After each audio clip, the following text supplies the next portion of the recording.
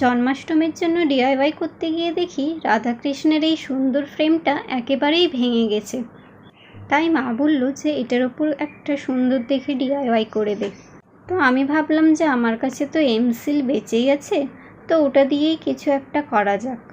তো এই দেখো কিছু স্টোনস আর মিররও অ্যাড করেছি, আর ঝটপট রেডি হয়ে গেছে আমার এই সুন্দর রাধাকৃষ্ণের ফ্রেমটি। যখন বানাতে শুরু করি তখন কিন্তু একেবারেই ভাবিনি যে ফ্রেমটি এত সুন্দর লাগবে দেখতে, কিন্তু বানানোর পর দেখছি ফ্রেমটি খুব সুন্দর হয়েছে দেখতে। আমার তো ভীষণ পছন্দ হয়েছে, আর মায়েরও খুব পছন্দ হয়েছে, বলল ফ্রেমটি নাকি খুব সুন্দর হয়েছে। তোমাদের কেমন লাগলো কমেন্ট বক্সে অবশ্যই জানাবে।